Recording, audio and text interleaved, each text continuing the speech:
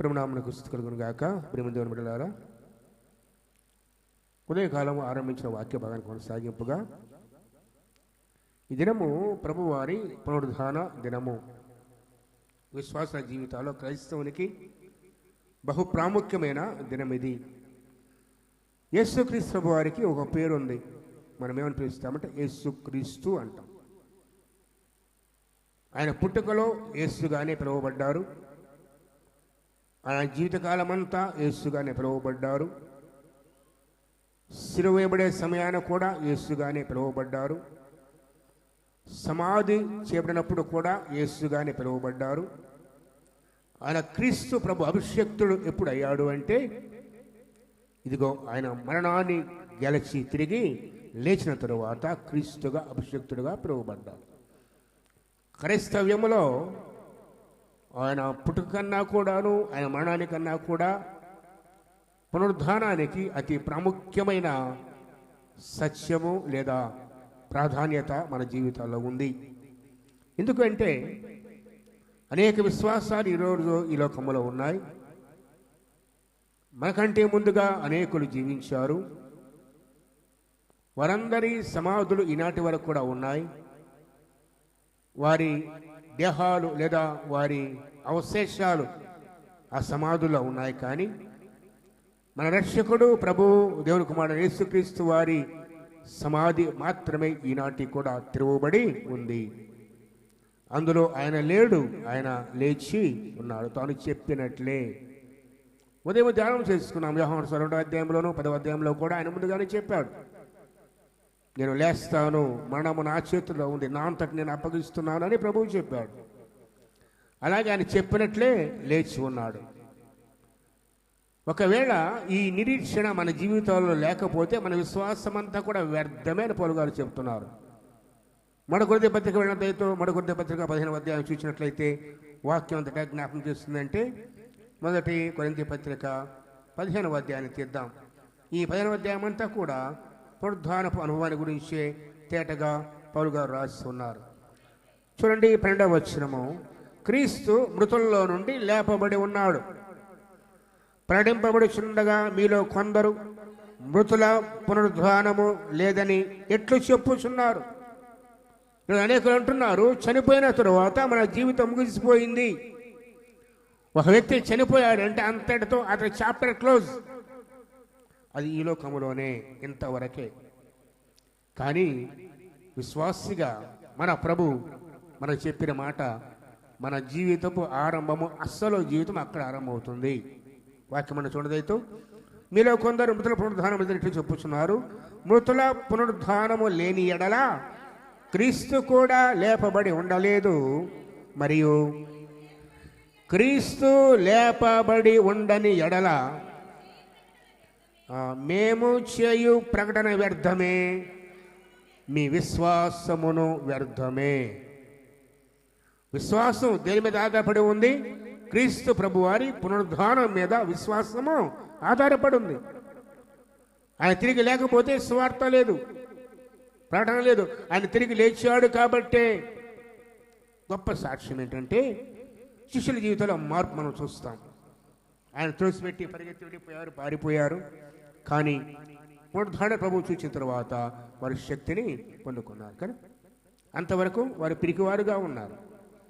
ప్రభువు తిరిగి లేచి ఉండకపోతే వారిలో అంత శక్తి, అంత ధైర్యం వచ్చేది కాదు. ఇది ప్రాముఖ్యంగా గుడ్ ఫ్రైడే రోజున ప్రభువారు శిలువలో పలికిన 7 మాటలు మనం ధ్యానం చేస్తాం. పునరుద్ధాన లేచిన తర్వాత కూడా 7 సార్లు తన ప్రజలతో ఆయన మాట్లాడి బలపరిచాడు. పునరుద్ధానం తర్వాత కూడా, లేచిన తర్వాత కూడా 7 సార్లు 7 సందర్భాల్లో 7 మాటలు ఆయన ప్రత్యేకంగా మాట్లాడు. మొట్టమొదటి మనం వచ్చిన మాట అదే 15వ వచనం చూడదైతే, యోహాను సువార్త 20:15, యేసు, అమ్మా ఎందుకు ఏడ్చుచున్నావు, ఎవరిని వెదకుచున్నావు. చాలు. ఇది పునరుద్ధారణ ప్రభు పలికిన మొట్టమొదటి మాట. శిలువలో పలికిన మాట ఏంటి? తండ్రి, వీరేమి చేయుచున్నారో వీరి గారిని వీరిని క్షమించు. కానీ ఆయన తిరిగి లేచిన తరువాత పలికిన మొట్టమొదటి మాట, అమ్మా ఎందుకు ఏడ్చుస్తున్నావు? ఎంత ఆదరణకరమా ఈ మాట. ఈరోజు మనం ఎవరైనా అడిగేవారు ఉన్నారా ఎందుకు ఏడుస్తున్నావని? మనం ఏడిస్తే లోకానికి సంతోషం, మనం దుఃఖపడితే, మనం కురిగిపోతే మనం చూసి సంతోషించే ఎంతమంది ఉన్నారు. నీ ప్రభువు నా ప్రభు అలా కాదు. పునరుద్ధరణ ప్రభు మన దగ్గరకు వస్తాడు, మన కన్నీటి తుడుస్తాడు, ఎందుకు ఏడుస్తున్నావు కనుక్కుంటాడు, దానికి పరిష్కారం కూడా చెప్పేవాడుగా ఉన్నాడు. ఆయన తిరిగి లేచిన తరువాత తను వెతుకుతున్న, ఎంతో ప్రేమతో ఆయనను వెతుకుతూ ఆయన కోసమై కన్నీరు కారుస్తున్న ఆ స్త్రీ మగ్దల మరియు చూచిపోయిన మాట, అమ్మా ఎందుకు ఏడ్చుచున్నావు? ఇది మొట్టమొదటి మాట ప్రభు తిరిగి లేచిన తర్వాత ఎవరితో మాట్లాడాడు? మగ్దలేనే మరియా. ఉదయం ధ్యానం చేస్తాం, ఎందుకు ఆమెతో మాట్లాడాడు? శిష్యులు వచ్చారు, సమయంలోకి వచ్చి తొంగి చూశారు, లోపలికి వెళ్ళారు, నారబట్టలు మాత్రమే చూశారు, తిరిగి ఎవరి ఇంటికి వారు వెళ్ళిపోయారు. కానీ ఈ స్త్రీ ఒక్కటి సమాధి బయట నిలుచుండి ఏడ్చుచుండెను. ఎవరి కోసం? ప్రభు కోసం, ఆయన దేహం కోసం. తిరిగి లోపల చూశారు, కనిపించారు ఇద్దరు దేవదూతలు. ఈ దేవదూతల్ని శిష్యులు చూడగలిగారా? లేదు. గమనించు, దేవుని సన్నిధిలో కానీ దేవుని విషయంలో కానీ హడావుడి పనికిరాదు నీకు నాకెన్నడూ కూడాను. హడావుడిగా పరిగెత్తావు, హడావుడి కూర్చుంటావు, హడావుడిగా వెళ్ళిపోతావు. కానీ ఆయన సన్నిధిలో నెమ్మదిగా కనిపెట్టే జీవితాలు లేకపోతే ఈ ఆత్మీయమని మనం రాలేమో. త్వరపడి సన్నిధికి వచ్చి ఆయన సన్నిధిలో కనిపెట్టే జీవితాలు, ఆయన వాక్కు కోసం కనిపెట్టే జీవితాలు, ఆయన ముఖ దర్శనం కోసమై కనిపెట్టే జీవితంలో లేకపోతే మనకు కూడా శిష్యులు లాంటి అనుభవాలే. వస్తాం, చూస్తాం, వెళ్ళిపోతాం అంతే. వాళ్ళకి ఏం కనపడ్డాయి? శిష్యులకి కేవలము నార బట్టలు. కానీ కన్నీటితో ప్రభు కోసం వెతుకుతూ, లోనికి తెంగు చూస్తూ, ప్రభు ఉంటాడు ఎదురు చూస్తున్న ఆ స్త్రీకి ఇద్దరు దేవదూతలు కనిపించారు కదా. ఏం చెప్పారు? కనిపించకూడదు వాక్యం అన్నమాట. ఏం చెప్పారు ఆమెతోటి? తెల్లని వస్త్రము ధరించిన ఇద్దరు దేవదూతలు యేసు దేహం ఉంచబడిన స్థలములో తల వైపున ఒకడును కాళ్ళ వైపున ఒకడు కూర్చునుట కనబడని. ఎవరికి? మరియకు. ఎక్కడి నుంచి చూస్తుంది ఏమే? గోమాట. ఎక్కడి నుంచి చూస్తుంది ఏమే? సమాధి బయట నిలవబడి. సమాధి చూడండి, అదే ప్రకటన వచ్చిన. అయితే మరియా సమాధి బయట నిల్చుండి ఏడ్చుండెను. ఆమె ఏడ్చుచు సమాధిలోకి వంగి చూడగా. శిష్యులు ఏం చేశారు చూద్దాం. శిష్యులు ఏం చేశారు చూడండి. దయతో 3వ వచనం. కాబట్టి పేతురును ఆ శిష్యుడు బయలుదేరి సమాధి వద్దకు వారిద్దరు వచ్చింది. వారిద్దరు కూడి పరిగెత్తుచుండగా, ఆ శిష్యుడు పేతురు కంటే త్వరగా పరిగెత్తి ముందుగా సమాధి వద్దకు వచ్చినగా వంగి నారబట్టలు పడి ఉండుట చూచిన గాని అతడు సమాధిలో. అతడు సీమోను పేతురు అతని వద్దకు వెంబడి వచ్చి సమాధి ప్రదర్శించి నారబట్టలు పడి ఉంటాయి, ఆయన తల రుమాలు నారబట్టల పక్కన వేరుగా చోట చూపి ఉంటాయి చూచాను అంతే. అప్పుడు మూట వచ్చిన శిష్యుడు కూడా లోపలికి వెళ్ళాడు, చూచాడు, నమ్మాడు. అయితే ఆయన మృతం చేశాను గమనింపలేదు. అంతటా ఆ శిష్యులు తిరిగి తమ వారి యొద్దకు వెళ్ళిపోయిరి. ఎక్కడ వెళ్ళిపోయారు? వచ్చారు, చూశారు, ఎవరు కనపడలేదు. ఆ బట్టలు చూశారు, ఆయన దేహాన్ని చుట్టిన వస్త్రాలు అవి వెనక్కి వెళ్ళిపోయారు. అంతే వారి అనుభవం. కనిపెట్టిన వారు దక్కేది అంతే. పరిగెత్తుకుంటూ వచ్చి పరిగెత్తుకుంటూ అదరాబదరాగా దేవుని సన్నిధికి వచ్చి వాళ్ళకి దొరికేది ఇంతే. కానీ మగ్దల మరి ఏం చేసింది చూడండి. అక్కడ నిలబడింది, ఏడుస్తుంది, వంగి చూస్తుంది. బయట ఉన్నప్పుడే దేవతలు కనిపించారు. లోపల కూడా పోలేదు కదా. ఆమెతో మాట్లాడారు. ఏమడిగారు? అమ్మా ఎందుకు ఏడుస్తున్నావు అని ఆమెను అడిగారు. ఆమె అంటుంది, నా ప్రభువు. ఎవరంట? నా ప్రభు. ఇదే స్వకీయ రక్షకునిగా ప్రభువును అంగీకరించడం. క్రైస్తవ జీవితానికి పునాది ఇదే. నా ప్రభు, నా రాజు, నా రక్షకుడు, నా దేవుడు. ఏమప్పుడు నా ప్రభుని ఎవరు ఎత్తుకొని పోయిరి, ఆయన ఎక్కడ ఉంచిరో నాకు తెలియదని చెప్పాను. ఆమె మాట చెప్పి వెనుక తట్టు తిరిగి యేసు నిలిచి ఉండుట చూచెను. ఒక మాట అడుగుతున్నాను, శిష్యులు కూడా కాసేపు పడి ఉంటే కదా, పేతురు యోహానులు కూడా వెళ్ళిపోక కాసేపు అక్కడ నిలిచి ఉంటే వాడిని దర్శించిన ప్రభు ఖచ్చితంగా దర్శిస్తాడు, ఖచ్చితంగా దర్శిస్తాడు. ఈరోజు నేను అడుగుతున్నాను, ఒక మాట గుర్తుపెట్టుకోండి. మదినకు వస్తావు కదా, కనీసం నీ ప్రక్కన ఎవరున్నారో కూడా గుర్తురాదు ఇంటికి పోతే. వాస్తవం కాదా? తెలిసిన వాళ్ళు కూర్చుంటే పర్లేదండి, అంటే రోజు కూర్చునేవాళ్ళు, నీతో పాటు వచ్చినవాళ్ళు.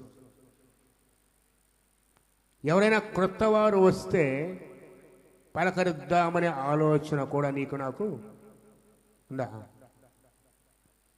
వచ్చామా, కూర్చున్నాం, ఫ్యాన్ చూసుకొని, వాటర్ బాటిల్ దగ్గర పెట్టుకొని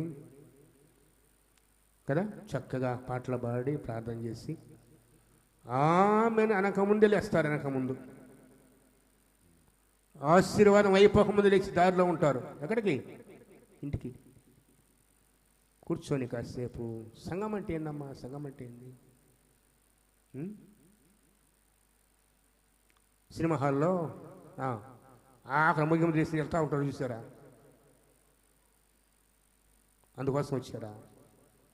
సహవాసం ఇది. మాట్లాడుకోవాలి, ఒకరి గురించి తెలుసుకోవాలి, వాళ్ళ కోసం ప్రార్థన చేయాలి. ఇది కదా సహవాసం, ఇది కదా దేవుని ఇల్లు అంటే. ఇది దేవుని ఇల్లు, ఆయన మందిరం ఇది. అందుకే మన జీవితాల్లో ప్రత్యక్షత లేదు, ఆయన స్వరం వినట్లేదు, ఆయన ముఖ దర్శనం లేదు. శిష్యులాగా వస్తున్నాం, చూస్తున్నాం, వెళ్ళిపోతున్నాం. మగ్దలేని మరియా నిలుచుండి ఏడ్చుచుండెను. ఏడుస్తూ తొంగి చూడగా దూతలు మాట్లాడారు. వారితో మాట్లాడి వెనక్కి తిరగానే ఆమె ప్రభు, ఆమె ప్రేమించిన ప్రభు, ఆమె వెతుకుతున్న ప్రభు ఆమె వెనుక నిలుచున్నాడు. నిలుచుండి మాట్లాడుతున్నాడు. అమ్మా, ఎందుకు ఏడుస్తున్నావు? ఎవరిని వెతుకుతున్నావు? మరి తెలియదా ప్రభుకి ఎవరు వెతుకుతున్నారు? ఆమె నోట వినాలని ఆయన ఆశ కదా. ప్రభు ఆమెటం చూడండి. అందుకు ఆయన తోటమల్లి అనుకుని, అయ్యా నీవు ఆయనను మోసుకొని పోతే ఆయన ఎక్కడ ఉంచుతో నాతో చెప్పు, నేను ఆయనను ఎత్తుకొని పోతును. సాధ్యమో ఇది ఒక స్త్రీకి? ప్రభు కోసం అంత తెగింపు చూడండి. నేను మోసుకొని పోతాను. చిరపు ఎన్ని రోజులైంది? 3వ రోజు కదా. ఆమె అంటుంది, నా ప్రభువు నేను మోసుకొని పోతాను. ప్రభువును మోసే జీవితాలు నీకున్నాయా? సిలువను మోసే జీవితాలు నీకున్నాయా? ఆనాడు యేసు క్రీస్తు వారి సిలువ సమయాన ఒక వ్యక్తికి ఒక గొప్ప దరిద్రుడు. ఎవరి వ్యక్తి? కురేనీయుడైన సిమోన్. ఏం చేశాడు చెప్పండి? ఆ మార్గ మధ్యంలో ప్రభు సమస్యలు పోతున్న సమయాన ప్రభు యొక్క సిలువను మోయటానికి కృపను పొందుకున్నాడు కదా. అంత గొప్ప దనితో కదని కొద్దిసేపే ఆ సిలువను మోయటానికి కనీసం నీ చేత్తో పట్టుకొని కూడా ఇష్టపడడం ఆ సిలువని. మనంతా హై క్లాస్ పరిచర్య కదా. రావాలి, పాటలు పాడాలి, ప్రార్థన చేయాలి, వెళ్ళిపోవాలంతే. సిలువను మోసే జీవితాలు, సిలువను వెంబడించే జీవితాలు, సిలువధారి అయిన క్రీస్తును తాకే జీవితాలు, ఆయన శరీరం కోసమై వెతికే జీవితాలు, ఆయన దేహాన్ని మోసుకొని పోయే జీవితాలు ఉన్నాయా? మన జీవితాలు జ్ఞాపకం చేసుకో ఒక్కసారి. ఉన్నాయా? ఒక మాట అడుగుతాను. బేతనీలో లాజరు యొక్క అక్క, సొంత అక్క ఏమని చెప్పండి? అయ్యా ఇప్పటికి చనిపోయి 4 దినాలైంది, ఆ మూత తీయొద్దు. తీస్తే వాసన పడతాడు. సొంత అక్క కదా, మరి ఏమేముంటుంది ప్రభువుని, నేను ఆయనను మోసుకొని పోతాను. జ్ఞాపం చేస్తున్నాను. అందుకే ఆ గొప్ప ధన్యత ఆమెకు ఇవ్వబడింది. ప్రభువును వెతికేవారికి, మనసారా వెతికేవారికి, మనసారా సేవించేవారికి ప్రభు ఇచ్చే కృప ఎంత గొప్పదో జ్ఞాపకం అడుగుతున్నా. ఎందుకు ఏడుస్తున్నావు, ఎందుకు ఏడుస్తున్నావు? ఈమె తన కుటుంబం కోసం ఏడవట్లేదు, తన ఆరోగ్యం కోసం ఏడవట్లేదు, తనకున్న క్షేమం కూడా ఏడవట్లేదు. కానీ ప్రభువు కోసమై ఆయన కనుగొనాలని, ఆయన ఎక్కడ దాచి ఉంచారో తెలుసుకోవాలని, మరొక మాట చెప్పాలంటే ఆయన్ను చూడాలని ఏడుస్తూ ఉంది. అంతేకాదు, ఎవరిని వెతుకుతున్నావు అనే మాట అడిగాడు ప్రభు. ఎవరిని వెతుకుతున్నావు? ఈరోజు మన వెతుకులాట దేనికోసమై? ఈ లోకంలో ప్రతి ఒక్కరికి ఒక వెతుకులాట ఉంటుంది మన జీవితాల్లో కదా. దాన్ని మనం గమ్యమని పేరు పెట్టుకుంటాం, వెతుకులాట. అది దేవుని గూర్చిన వెతుకులాట కాకపోతే బ్రతుకంతా వ్యర్థమైపోద్ది. జాగ్రత్త. నువ్వెంత వెతికినా, ఎంత సంపాదించినా, ఏ స్థితిలో ఉన్నా ఒక దినాన ఇవన్నీ కూడా విడిచిపెట్టి వెళ్ళాలి. ఈరోజు అనేక మంది మాట్లాడుతున్నారు, గొప్ప గొప్ప సేవకులు మాట్లాడుతున్నారు. మీరు మాట్లాడితే రెండవ రాకడంటారు, మరణం అంటారు, చావు అంటారు, ఇంకో పని లేదని అడుగుతున్నారు. దేవుని సేవకులే. మరి మన గమ్యం ఏమనుకుంటున్నారమ్మా? నువ్వెవరివైనా కానీ, ఏ స్థితిలో ఉండని, ధనికురాడివైనా, పేదదానివైనా, నిరుపేదవైనా, ధనవంతుడు చనిపోయాడు, రాజులు కూడా చనిపోయి పాతిపెట్టబడ్డాడు. అక్కడ ఏ తేడా లేదు. అక్కడ మరణం దగ్గర అది మర్చిపోతున్నాం మనం. ఆ తదుపరి జీవితాన్ని మర్చిపోతూ ఉన్నాం. క్రీస్తు యేసు ప్రభువారు మరణము జయించి తిరిగి లేచి ఆయన అడుగుతున్నాడు, ఎందుకు ఏడుస్తున్నావు? నేనున్నాను, నేను లేచాను కదా, నేను పునరుద్ధరణ అయ్యాను కదా, ఎవరు వెతుకుతున్నావు? పునరుద్ధరణ క్రీస్తు వెతికితే ఈరోజు మనకు ధన్యత. క్రీస్తును తప్ప మరి దేని లోకం వెతికినా కూడాను వాటి వల్ల నీకు ఎటువంటి ప్రయోజనం లేదు. ఉంటే కొద్ది కాలం సుఖం అనుభవిస్తావేమో, కొద్ది కాలం, కొద్ది కాలం, ఇలాకున్నంత కొద్ది కాలమే. నీ జీవితం ఎక్కడ గడబోతున్నావు ప్రశ్నించుకోకసారి. ప్రభు అడుగుతున్నాడు ఇదే ప్రశ్న. నేను అడిగితే ప్రభు ఈ రోజున ఎందుకు ఏడుస్తున్నావు, అని ఎదుగుతున్నావు? దేనికోసం ఏడుపు? దేనికోసం ఏడుపు? ఈ లోక సౌఖ్యాలు లేవనా? ఈ లోకంలో ఆశీర్వాదం లేదనా? ఈ లోకంలో మేలు లేదనా? ఆరోగ్యం లేదనా? దేనికోసం ఏడుస్తున్నావు? అలాగే దేని వెతుకుతున్నావు? ఈ ప్రశ్నకు నువ్వు ప్రభు దగ్గర ఖచ్చితంగా ఒకరోజు సమాధానం చెప్పాలి. ప్రభు అడుగుతాడు, ఎందుకు ఏడ్చావు, ఏం వెతికావని. తీర్పు దినాన నిన్ను కూడా అడుగుతాడు, మరి అడిగిన ప్రభుని కూడా అడుగుతాడు. ఆమె అయితే ధన్యురాలు. ఏమని తెలుసా? ప్రభువును వెతుకుతున్నాను, ప్రభువును వెతుకుతున్నాను. రెండో మాట చూడండి, అదే అధ్యాయంలో తర్వాత 20వ అధ్యాయం 16వ వచనం. యేసు ఆమెను చూచి మరియా అని పిలిచెను. తర్వాత ఆమె ఆయన వైపు తిరిగి ఆయనను హెబ్రీ భాషలో రబ్బుని అని పిలిచాను. ఆ మాటకు బోధకుడా అని అర్థము. ఆయన గొర్రెలు ఆయన స్వరము విను. ముందు అమ్మా ఏమైనా ఎదుగుతున్నావు అని పిలిచినప్పుడు గుర్తుపట్ల ప్రభు స్వరాన్ని. దుఃఖంలో ఉంది, కళ్ళంతా కన్నీరు, ప్రభువును చూడలేని స్థితి, పోల్చుకోలేని స్థితి, దానికి తోడు చూడమనుకుంది. కానీ ప్రభు మరియా అని పేరు పెట్టి పిలవగానే ఆ స్వరాన్ని గుర్తుపట్టింది. ప్రభు నోట ఆ పేరు ఎన్నోసార్లు విన్నదామే. అలా పిలిచేది నా ప్రభు తప్ప మరొకరు కారు కదా. ఎంత గొప్పదనేతమ్మా ప్రభు యొక్క స్వరాన్ని గుర్తుపట్టే జీవితం. నిన్ను ప్రభు పిలుస్తుంటే మనం గుర్తుపట్టలేము. నీకు నాకు ఒక పని ఇవ్వాలని, ఒక బాధ్యత ఇవ్వాలని పదే పదే పిలుస్తున్నా కూడా ఆయన స్వరాన్ని ఆలస్యం చేస్తున్నావు. కానీ మగ్దలేనే మరియా ఒక్క మాట మరియా అని పిలవగానే వెంటనే ప్రభు స్వరాన్ని గుర్తుపట్టి బోధకుడా అని జవాబు ఇచ్చింది. వెళ్తా తర్వాత చెప్తాడు చూడండి, ఎంత చక్కగా అంటాడు. 17వ వచనం చూడదైతే యేసు ఆమెతో, 3వ మాట, ఇంకా నేను దగ్గరికి వెళ్ళలేదు కనుక నన్ను ముట్టుకొనవద్దు. అయితే నా సహోదరుల యొద్దకు వెళ్ళి నా తండ్రియు మీ తండ్రియు, నా దేవుడును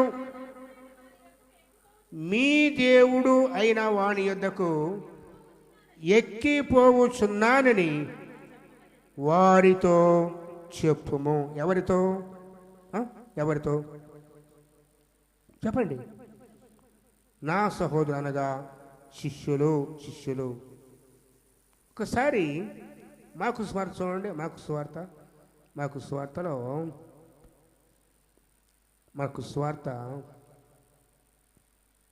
మత్తయి స్వార్థలో ప్రత్యేకంగా పేతురుతో కూడా అనే మాట స్వార్థం ఉంటుంది చూడదైతే పేతురు కూడా చెప్పని. ఎందుకు ప్రత్యేకంగా పేతురు అనే మాట వాడాడో మనం చూద్దాం. చూడదైతే మత్తయి సువార్త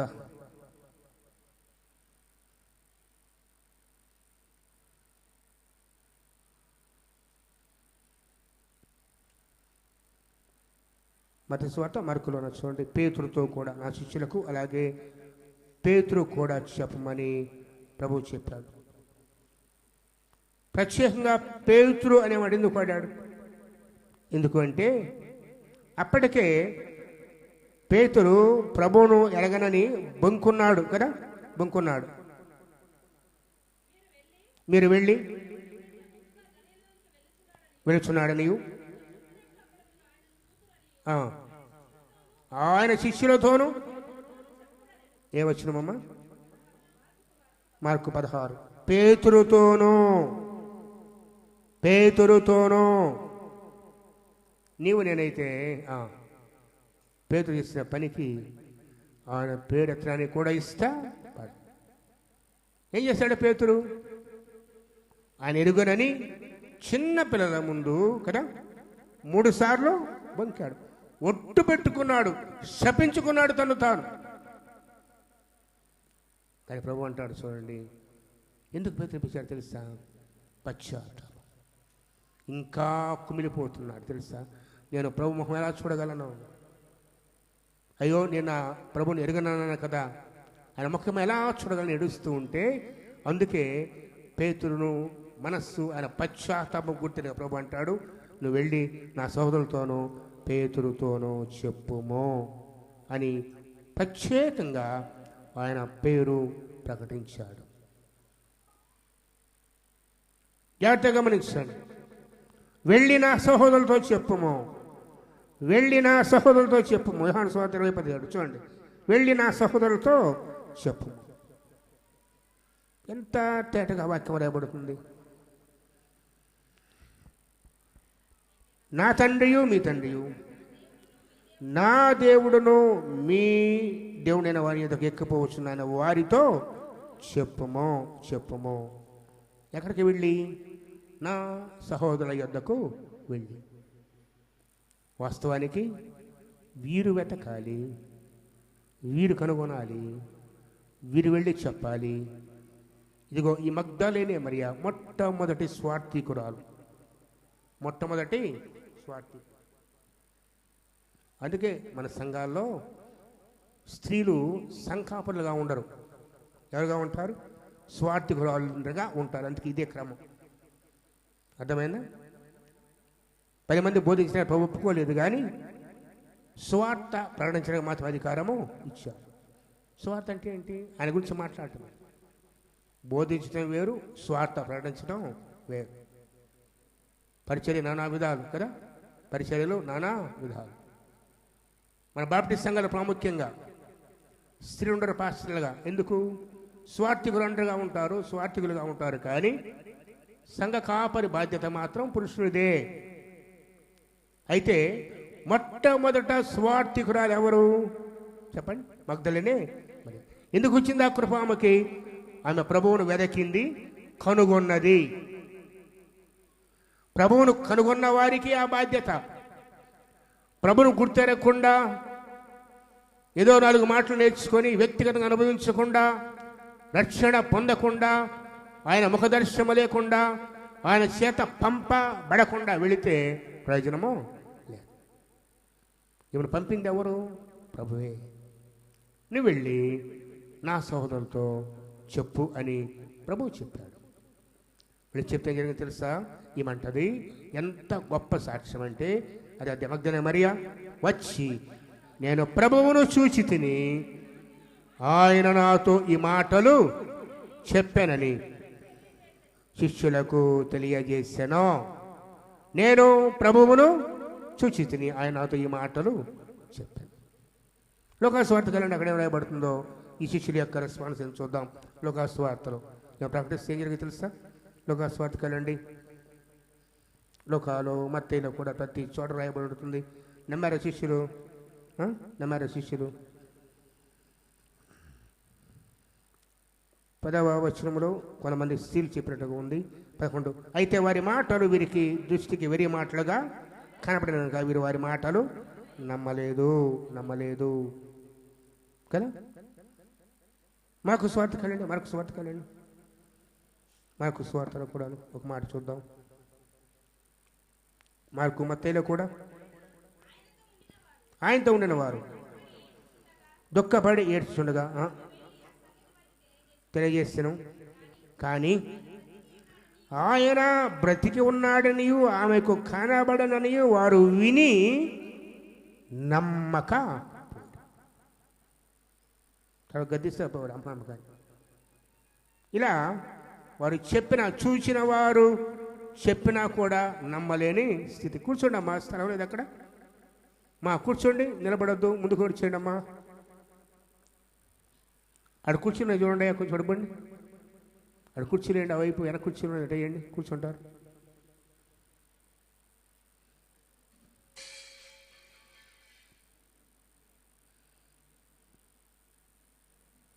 కొంచెం ముందు జరగడం మా దయచేసి అనుకో, కొంచెం ముగిస్తా. అరగంటే 12:30, నేను టైం అంటే తెలుసు కదా, 12:05, 12 ముగిస్తాను.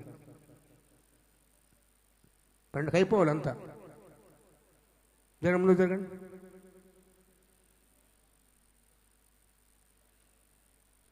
జ్యోతి కూర్చోమ్మా, కూర్చోండి. కుర్చీ లేవు అక్కడ, కూర్చోండి.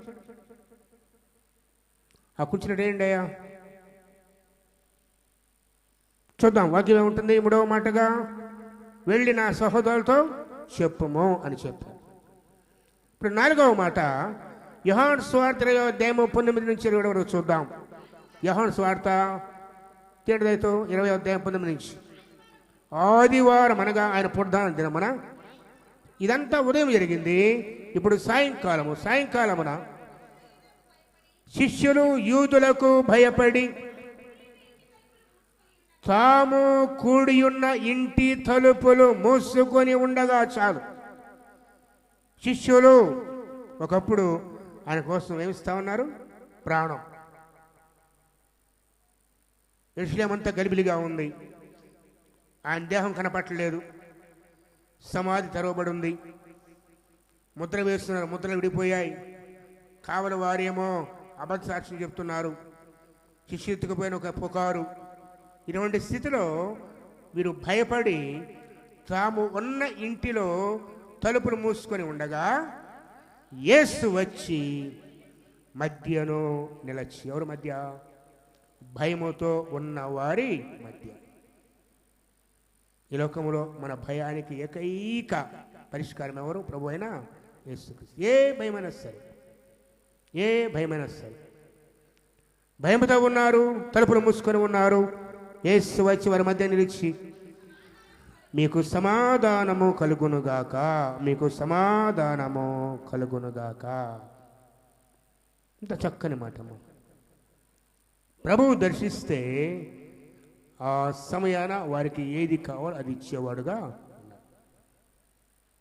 మీకు సమాధానము కలుగును గాక. వారు లేదేంటి? సమాధానమే.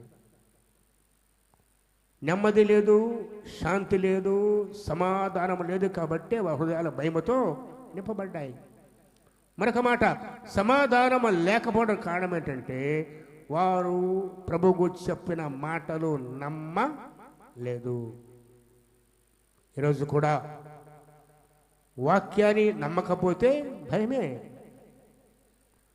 దేవుని మాట నమ్మకపోతే మన జీవితంలో సమాధానం ఉండదు. వాగ్దానం చేసిన దేవుడు నమ్మదగిన వాడని, మన జీవితాల్లో కార్యము చేస్తాడని, తప్పక సహాయం చేస్తాడని నీకు నమ్మిక లేకపోతే నీలో నాలో సమాధానం ఉండదు, ధైర్యం ఉండదు. ఈరోజు మన ప్రతి భయానికి కారణం ఏమిటంటే ప్రభు అయిన క్రీస్తు యేసు వారిని నువ్వు నమ్ముకోలేకపోవటమే. శిష్యులాగా వస్తున్నావు, చూస్తున్నావు, వెళ్ళిపోతున్నావు తప్పితే ఆయన ముఖదర్శనం లేదు, ఆయన చూడలేదు, ఆయన కనుగొనలేదు, అయితే సమాధానం పొందుకోవట్లేదు. ఈరోజు ఈ పునరుద్ధానం దిన ప్రభు చెప్పే మాట, ఏ భయం నిన్ను వెంటాడుతున్నా కూడాను ప్రభు ఒక్కరే మనకు సమాధానం ఇచ్చేవాడు. ప్రభు దగ్గర ఆయన మాట నమ్ము, విశ్వసించు, సమాధానం పొందుకుంటావు. ప్రభు అంటున్నాడు, మీకు సమాధానము కలుగును గాక. 5వ మాట చూడండి, యోహాను సువార్త 21-23 చూద్దాం. అప్పుడు యేసు, మరలా మీకు సమాధానం కలుగును గాక. తండ్రి నన్ను పంపిన ప్రకారము నేను పంపించాలని చెప్పి ఆయన మాట చెప్పి వారి మీద ఊది పరిశుద్ధాత్మను పొందుడి. మీరు ఎవరి పాపను క్షమించరో అవి వారికి క్షమింపడును, నిత్యో వారితో చెప్పాను. ఇది 5వ మాట. నేను మిమ్మల్ని పంపుతున్నాను, నా తండ్రి నన్ను పంపిన ప్రకారం నేను మిమ్మను పంపుచున్నాను. మనందరి బాధ్యత స్వార్థ ప్రకటించడం, సాక్షులుగా జీవించడం. ఇక 6వ మాట ప్రాముఖ్యమైనది. ప్రభువారు తిరిగి లేచిన తర్వాత దాదాపుగా 10 కిలోమీటర్లు ఇద్దరి కోసం నడుచుకుంటూ వెళ్ళాడు. ఎన్ని కిలోమీటర్లు? 10 కిలోమీటర్లు. లోక సువార్త 24 చూడండి, కొంచెం పెద్ద వాక్య భాగం ఇది, ధ్యానం చేద్దాం. లోక సువార్త 24:13. ఇదిగో ఆ దినమందే అనగా ఆయన లేచిన దినమందే వారు ఇద్దరు యెరూషలేమునకు ఆమడ దూరంలో ఉన్న ఎమ్మాయి అనే ఒక గ్రామమునకు వెళ్ళొచ్చు. జరిగిన ఈ సంగతులు ఏంటవి? వీడు పండుగ వెళ్ళారు, పస్కా పండుగ యెరూషలేముకు వెళ్ళారు, ప్రభువారి శివను చూచారు, ఆయన సమాధి చేయబడటం తెలుసు, 3వ దినమున తిరిగి లేచాడని వారు విన్నారు. తిరిగి ఊరికి ప్రయాణమైపోతూ ఈ సంగతులన్నీ మాట్లాడుకుంటూ ఉన్నారు. మాట చెప్పాలంటే ఎవరి గురించి మాట్లాడుతున్నారు వాళ్ళు? ప్రభు అయిన యేసును గురించి. నీకు నాకు వాగ్దానం గుర్తు రావాలి. ప్రభు అంటాడు, నా నామమున ఎక్కడ 2 లేక 3 కూడి ఉంటారో అట్టి వారి మధ్య నేనుంటాను. ప్రభు చెప్పాడు లేదా? చెప్పడమ్మా, చెప్పాడు లేదా? ఇద్దరు ఆయన గురించి మాట్లాడుతూ వెళ్తుండగా ఆయన వారితో కూడా నడిచాను. చూడండి వాక్యం ఎవడ మాట. వారు జరిగిన సంగతుల గురించి ఒకరితో సంభాషించుండేది. వారు సంభాషించు ఆలోచించుకునిచుండగా యేసు తానే దగ్గరకు వచ్చి వారితో కూడా నడిచాను. ఇంకో గొప్ప అనుభవం ఇది కదా, గొప్ప అనుభవం. ఇద్దరు నడుస్తూ ఎవరి గురించి మాట్లాడుతున్నారు? ప్రభు గురించి. మనం ఇద్దరం కలిసి వెళ్తున్నాము, నడుచుకుంటూ వెళ్తున్నాం అనుకోండి, మన మాటలు ఎలా ఉంటాయి చెప్పండి.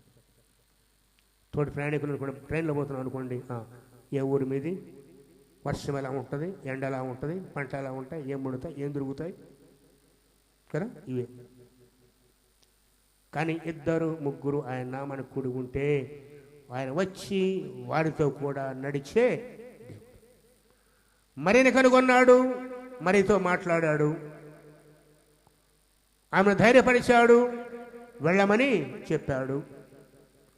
శిష్యులు భయముతో ఉన్నారు, వాళ్ళ దగ్గర వెళ్ళాడు, సమాధానాన్ని ఇచ్చాడు, ఒక పని ఇచ్చి పంపాడు. 2 వ్యక్తులు ఎమ్మాయి గ్రామాన్ని నడుచుకుంటూ వెళుతున్నారు. వారు ప్రభు గురించి మాట్లాడుతున్నాడు, ఆయన వారితో కూడా నడిచాను. ప్రభు నీతో తరవాలంటే ఏం చేయాలి? మనము ఆయన గురించి మాట్లాడాలి, ఆయన గురించి ఆలోచించాలి. ఆయన గురించి, ప్రభు గురించి. చూడండి ఎవరు ఎప్పుడు అక్కడ వారు సంభాషించుచు ఆలోచించుకొని చూడగా యేసు తానే, పిలవలేదు, మన ప్రభు అనుకోనని అతిథి. నువ్వు స్మరిస్తే, నువ్వు తలంచుకుంటే, నీ మనస్సులో ఆయన గురించి ఆలోచిస్తే వెంటనే వచ్చే దేవుడు కదా. రుజువు చేయబడింది ఇక్కడ. ఇద్దరు మాట్లాడుకుంటూ వెళుతున్నారు, ప్రభు గురించి ఆలోచిస్తున్నారు. అయితే తానే దగ్గరకు వచ్చి వారితో కూడా నడిచింది.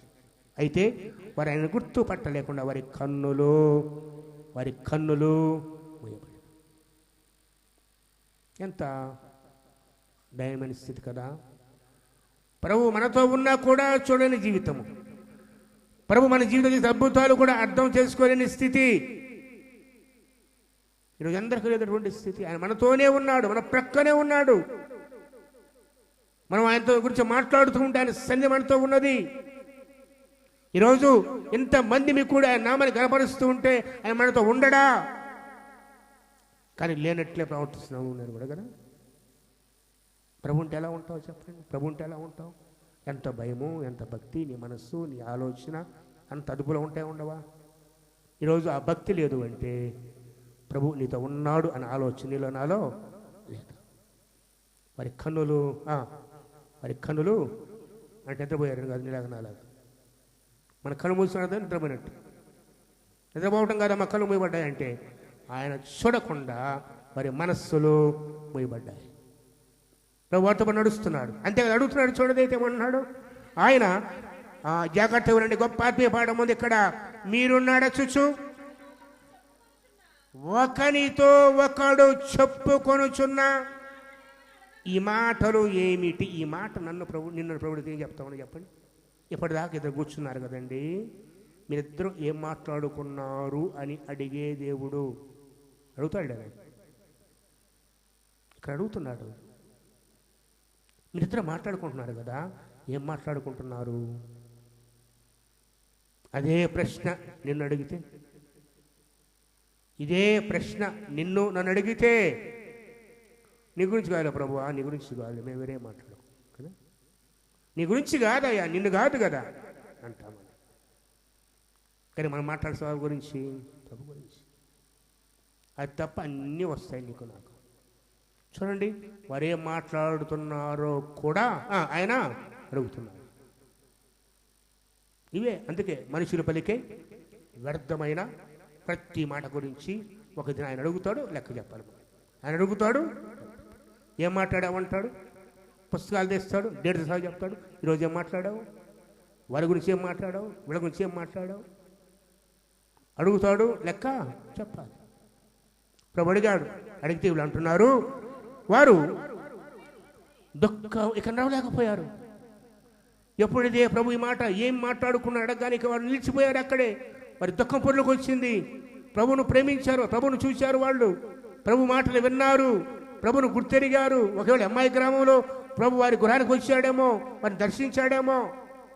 ఆయన జీవించి ఉన్నప్పుడు దుఃఖముఖలే నిలవబడి వారిలో ఒకడు తోయిపోయినవాడు అంటున్నాడు, యెరూషలేములో బస చేయొచ్చు, ఈ దినముల్లో అక్కడ జరిగిన సంగతులు నువ్వు ఒక్కడు వేరగవా అని ఆయన అడిగాను. ఆయన అవి ఏవి అని ఎప్పుడు వారు నజరేయుడైన యేసు గురించి సంగతులు. ఆయన చూడండి, ఆయన శాస్త్రం చూడండి, దేవుని ఎదుటను, ప్రజల ఎదుటను, క్రియలోను, వాక్యంలోను శక్తి గల ప్రవక్త అయి ఉండెను.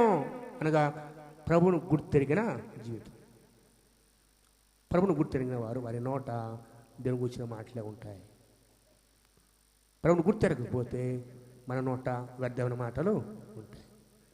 ఆదివారం పాటలు పాడటం కాదు, ఆదివారం వాక్యం చదవటం కాదు, మిగతా 6 రోజులు ప్రభు గురించి నువ్వేం మాట్లాడుతున్నావో అది దేవునికి లెక్క చెప్పాలి. మీరు పండగకు వచ్చారు, వెళ్ళిపోతున్నారు,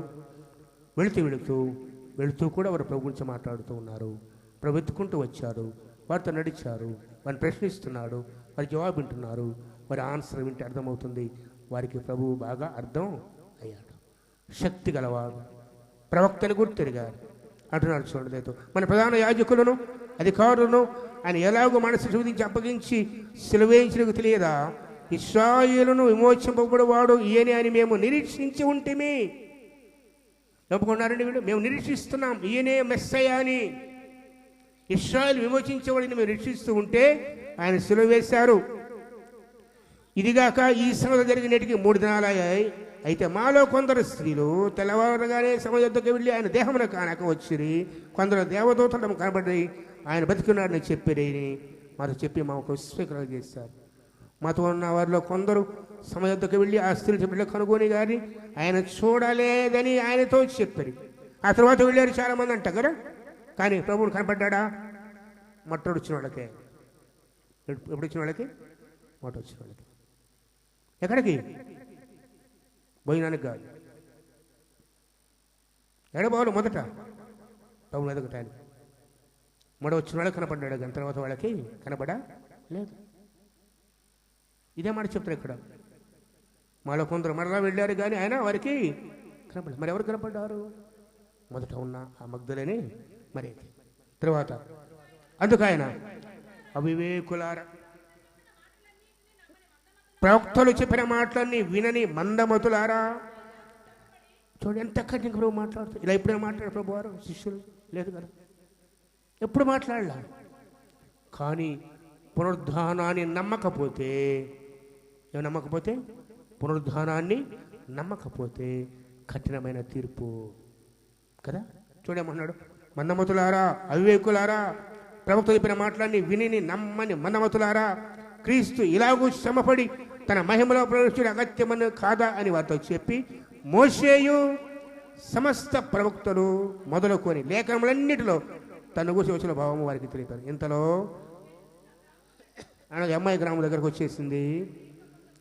ఆయన కొంత ఉన్నట్లుగా కనపడ్డారు. వారు సాయంకాలంగా వచ్చింది, పొదుగుకింది, మాతో కూడా ఉండమని చెప్పి ఆయనను బలవంతము చేసింది కనుక ఆయన వాటితో కూడా ఉన్నట్టుకు లోపలికి వెళ్ళాను. ఇంకో చక్కని మాటది.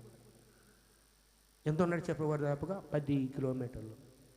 అంటే ఎంత టైం పట్టింది చెప్పండి? కనీసం 1.5 గంటలు. 10 కిలోమీటర్లు అంటే కనీసం 1.5-2 గంటలు వారితో నడుచుకుంటూ వెళ్ళాడు ప్రభువారు.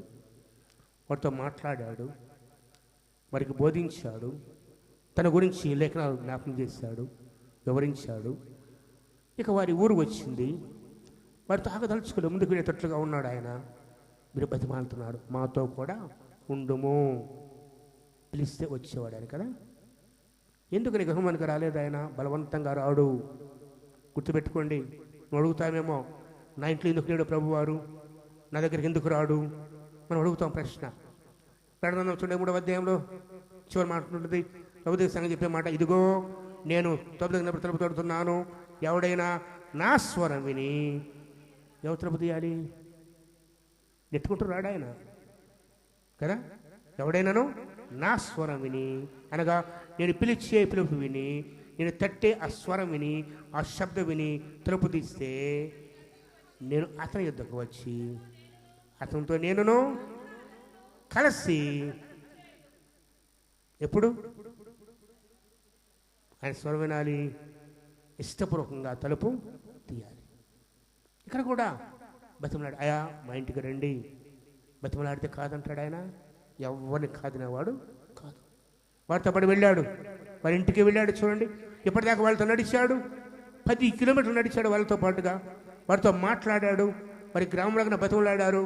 వారితో ఇంట్లోకి వచ్చాడు, వారితో భోజనానికి కూర్చున్నాడు. చూడండి, ఆయన వారితో కూడా ఉండుటకు లోపలికి వెళ్ళాను. చక్కని మాట. ఎవరితో ఉండటానికి? తను పిలిచిన వారితో కదా. మన హృదయంలో మన కుటుంబ ప్రభుని అంటే మనం ఈరోజు ప్రభుని పిలవాలి. ప్రభువా, ఆనాడు అమ్మాయి గ్రామపు యవనస్తులకు మీరు కనిపించారు, ఆ శిష్యులు మీరు కనిపించారు ప్రభువా, వారు పిలిస్తే మీరు వచ్చారు కదా, ఈరోజు మా కుటుంబాన్ని కూడా రండి అని ప్రభుని పిలవాలి. పిలిస్తే తప్పకుండా వస్తారు. వచ్చాడంతే కాదు, వారితో పాటు భోజనానికి కూర్చున్నాడు. చూడండి, వాక్యం అన్నమాట. ఆయన వారితో కూడా భోజనంలో కూర్చున్నప్పుడు ఒక రొట్టెను పట్టుకొని స్తోత్రం వచ్చేసి దాన్ని విరచి వారికి పంచి పెట్టగా వారి కన్నులు తెరవబడి. ప్రభు జీవితం ఇది 4వసారి రొట్టె ఎవరవుతాం. ఎన్నోసారి? 4వసారి. 3సారి 5 రొట్టెలు, 2 చేపలు. 2వసారి 7 రొట్టెలు, కొన్ని వాడి విరిచి. 3వసారి ప్రభు సంస్కార ఆరాధన సమయాన రొట్టె విరిచారు. ఇప్పుడు 4వసారి ఆ విరిచే పద్ధతి చూడగానే ఎవరు? ప్రభు. అంటే ప్రభుడికి బాగా తెలుసు. అందుకే గుర్తుపట్టకుండా వారి కనులు మూయబడ్డాయి. ఏం తెలుసా ప్రభు? ఆయన మాటలు ఎలా ఉంటాయో, ఆయన నీతో ఉంటే ఎలా ప్రవర్తిస్తాడో, ఆయన ప్రేమ ఎలాంటిదో, ఆయన కనికరం ఎలాంటిదో, ఆయన క్షమాపణ ఎలాంటిదో తెలుసుకున్నావు ఈ రోజున? ప్రశ్నించుకోకసారి. ప్రభు నీకు తెలుసా? ఒకే ఒక ప్రశ్న, ప్రభు నీకు తెలుసా? ఈ ప్రశ్న వేస్తే అనేక మంది సిగ్గుతారు ఉంచుకుంటాం కదా. ఎందుకంటే పేరు క్రైస్తవులమే, క్రీస్తు కలిగిన వారమే, కానీ ఆయన ఎలాంటి వాడో కూడా ఈ రోజుకి నీకు నాకు తెలియదు. అంతెందుకు ఒకరి పేరు పెట్టి లేపి నిలబెట్టి వేస్తే ఎవరో చెప్పమంటే ఏం మాట్లాడదో చెప్పండి. 2 మాటలు ముగిస్తామంట కదా. 2 మాటలు అంతే. ప్రార్థన చేయమంటే మాత్రం అయ్యే మాటలు, కంటత ప్రార్థన. పర్లోక మందులు మాత్రం ఇలాగే ఆ ప్రార్థన కూడా అలాగే ఉండే, ఆ పదాలు అవి చూసి దూరం చెప్పదు. పనులు కూడా ప్రార్థన చేస్తున్నారు కదా. కానీ కాదు, అది ప్రభు అనుభవం కాదది. దావీదు భక్తుడు అంటాడు, నా ప్రార్థన సిద్ధము చేసి నీ యొద్ద కనిపెట్టి ఉంటాను. సిద్ధం చేయబడ్డ ప్రార్థన ప్రభుని ఎలా స్తుతించాలి, ఎలా ఆరాధించాలి, ఎలా గణపరచాలి, అయితే మాట్లాడాలి. జ్ఞాపకం చేస్తున్నా దయతో ఇటువంటి జీవితాన్ని నేను జీవించి ప్రభు కోరుతున్నాడు. మరి ఆయన ఆహ్వానించారు, ఇంట్లోకి వెళ్ళాడు, వారితో పాటు భోజనానికి కూర్చున్నాడు. రొట్టె విరవగానే వారి కనులు తెరవబడ్డాయి. తర్వాత మాట చూడండి దయతో, అంతటా ఆయన వారికి అదృశ్యుడు ఆయను. అప్పుడు వారు ఆయన త్రోవలో మనతో మాట్లాడుచు లేఖనములను మనకు బోధించుచున్నప్పుడు మన హృదయము మనలో మండుచుండలేదా అని ఒకడు చెప్పుకొని మరలా ఆ రాత్రి లేచి నిద్రపోయారు.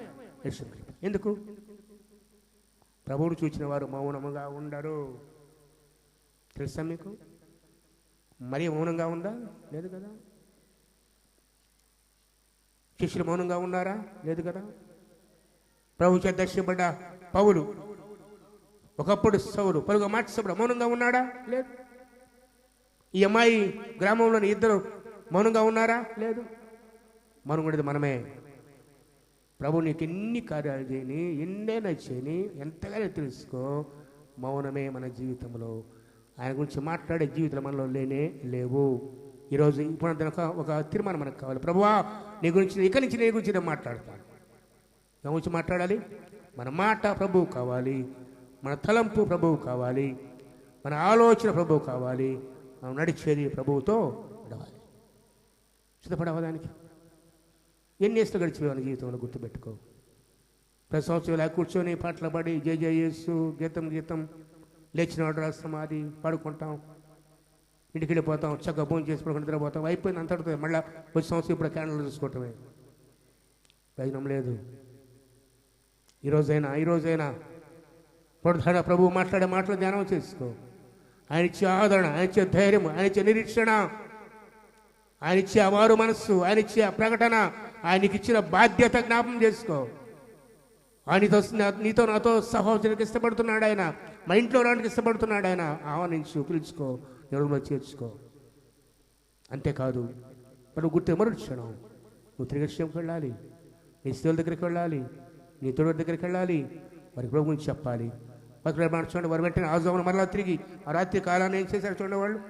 వారు లేచి ఆ గడియలోనే వారు లేచి ఎరుసలేము తిరిగి వెళ్ళగా 11 శిష్యుల వారితో కూడా ఉన్నవారును కూడి వచ్చి ప్రభు నిజముగా లేచి సీమను కనబడని చెప్పుకొని వారు విని త్రోవలో జన సంగతులను ఆయన రొట్టె విరుచుతాయో తమకు ఎలాగో తెలియబడినదియో తెలియజేసిరి.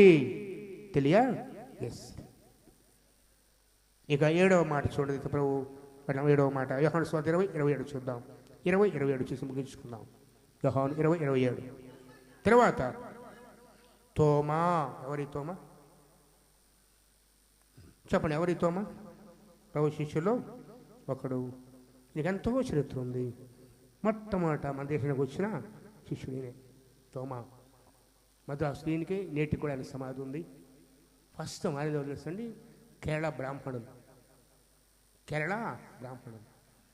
ఈరోజు క్రైస్తవం అంటేనే ఇదిగో తక్కువ వాళ్ళు అంటారు. కానీ 2000 సంవత్సరాల క్రితము యేసయ్య శిష్యులు మన దేశం వచ్చినప్పుడు మొట్టమొదట మారు మనస్సు పొందిన వారు బ్రాహ్మణులు, అగ్రవర్ణ రాజులు.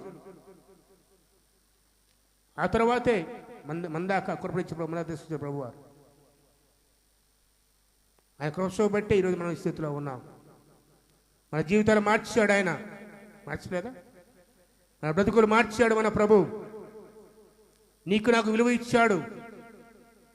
యేసు క్రీస్తు వారికి ముందుగా కొన్ని లక్షల మంది శిలువ మీద చనిపోయారు, దుర్మార్గులు, దొంగలు, హంతకులు. కానీ నీతిమంతుడైన యేసు క్రీస్తు వారు శిలువ మీద మరణించడం ద్వారా శిలువకి విలువ తీసుకొచ్చాడు ఆయన. ఆ శిలువే ఈరోజు నీకు నాకు విలువను ఇచ్చింది. మర్చిపోవద్దు ఎప్పుడు కూడా. శిలువే లేకపోతే, బోడుధారం లేకపోతే మనం ఎక్కడ ఉండేవాళ్ళమో? క్రీస్తు ప్రేమ నిన్ను నన్ను ఈ స్థితిలో ఉంచింది. ఎప్పుడు మర్చిపోవద్దు కదా. నీ చదువు కాదు, నీ ఉద్యోగం కాదు, నీ తెలివి కాదు, నీ జ్ఞానము కాదు, క్రీస్తు ప్రేమ. ఆ ప్రేమ ద్వారానే మనం జీవించి ఉన్నాం, ఈ స్థితిలో ఉన్నాం. ఒకవేళ క్రీస్తు మన కోసం మరణించకపోతే ఏమయ్యేవాడమో, తిరిగి లేవకపోతే ఏమయ్యేవాడమో? ఈరోజు విశ్వసించు, అంగీకరించు, పునరుద్ధరణ ప్రభువుని నడుచుకునిగా హృదయంలో చేర్చుకో. ఆయనతో మాట్లాడుతాడు, సంధిస్తాడు, దర్శిస్తాడు. ఆ పునరుద్ధరణ శక్తి నిన్ను నన్ను కూడా మరణ భయమో, దేనికి భయపడినవాడు కూడా చావు అంటే భయపడతాడు కదా. దేనికి భయపడినవాడు కూడా చావు అంటే భయపడతాడు. మరణ భయం దాన్ని జుడిపించడానికి ఆయన మన కోసం మరణించాడు, మన రుచి చూచాడు. అంతే 3వ దిన మన జయించి తిరిగి లేచాడు. లేచి నీకు నాకు నిశ్చిత ఇచ్చాడు. నువ్వు కూడా చనిపోయినా నువ్వు భయపడక్కర్లేదు, నేను లేపుతాను అని మనకు నిశ్చిత ఇచ్చాడు. కాబట్టి అందుకు ఈ దినాన మనకందరికీ సంతోషకరమైన దినం ఇది. ఆయన స్థుతి కనపరుస్తున్నాం. యథారీతిగా ప్రస్తుతాలు గడిచిపోతే ఉపయోగం లేదు.